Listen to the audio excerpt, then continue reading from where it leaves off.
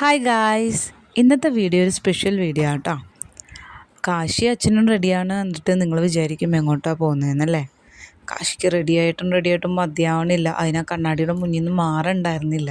അത് അച്ഛൻ റെഡിയാവണ പോലെയൊക്കെ റെഡിയാവുമായിരുന്നു. എൻ്റെ ബ്രദറിൻ്റെ സിസ്റ്ററിൻ്റെ ഒരു കുഞ്ഞ് വളകാപ്പ് ഫംഗ്ഷനാണ് കേട്ടോ. അതിന് 7 കൂട്ടം പലഹാരമൊക്കെ ആയിട്ടാണ് ഞങ്ങൾ പോകുന്നത്.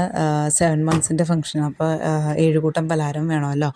അങ്ങനെ കുട്ടിപ്പട്ടാളമൊക്കെ ആയിട്ട് ഞങ്ങൾ ചേച്ചി ഉണ്ടായിരുന്നു. അങ്ങനെ ഞങ്ങൾ അങ്ങോട്ട് പോവുകയാണ്. അങ്ങനെ ഞങ്ങൾ അവിടെ എത്തി കുറച്ച് നേരം അകത്തൊക്കെ ഇരുന്ന് വർത്താനമൊക്കെ പറഞ്ഞു കഴിഞ്ഞു. കുട്ടിപ്പട്ടാളത്തിൻ്റെ കൂടെ ഞാൻ അവിടെ ഒരു ഫിഷ് ടാങ്ക് ഉണ്ടായിരുന്നു. അതിൻ്റെ വീഡിയോ ഒക്കെ എടുത്തു കഴിഞ്ഞ് പിന്നെ എനിക്കൊരു സ്വഭാവമുണ്ട്, എവിടെയെങ്കിലും ചെന്ന് കഴിഞ്ഞാൽ ഞാൻ പുറത്തെ കാഴ്ചകൾ കാണലാണ് കൂടുതലും. അപ്പം അങ്ങനെ പോയപ്പോഴാണ് ഞാൻ ഒരാളെ കാണുന്നത്, കോക്ടെയിൽ. പിന്നെ അതിൻ്റെ കുറച്ചൊന്ന് വീഡിയോ ഒക്കെ എടുത്തു കഴിഞ്ഞ് പിന്നെ ആളെ റെഡിയാക്കാനായിട്ട് പോയി.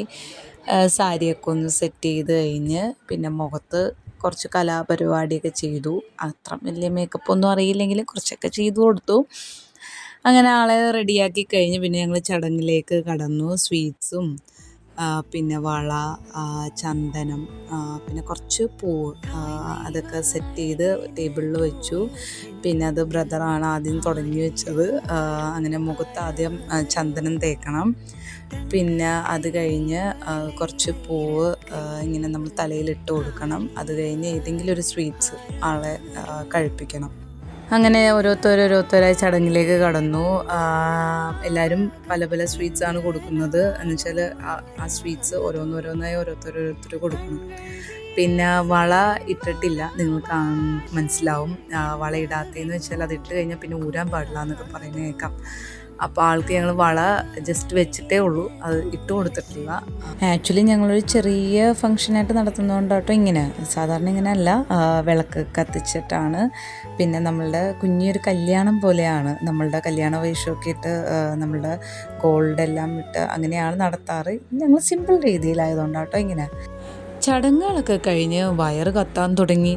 ഫുഡ് മിക്കുമ്പെങ്കിലേ അങ്ങനെ ഫുഡിങ്ങിൻ്റെ പരിപാടിയിലേക്ക് കയറി. റൈസും ചിക്കൻ സെപ്പറേറ്റ് ആയിരുന്നു.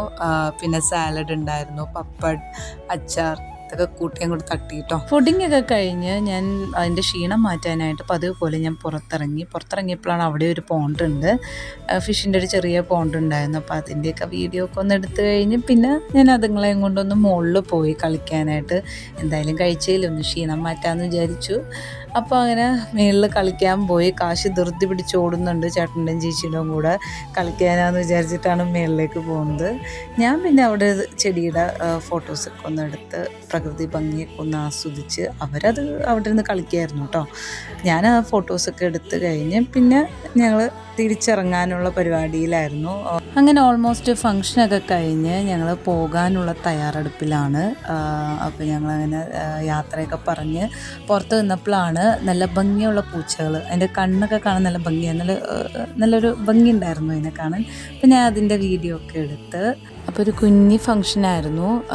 അങ്ങനെ വലിയ രീതിയിലൊന്നും അല്ല, എന്നാലും ചെറിയ രീതിയിൽ നടത്താൻ പറ്റി. അപ്പം നിങ്ങൾക്ക് ഇത് ഇഷ്ടപ്പെട്ടു എന്ന് വിചാരിക്കുന്നു. അപ്പോൾ നമുക്ക് അടുത്ത വീഡിയോയിൽ കാണാം. ടാറ്റാ.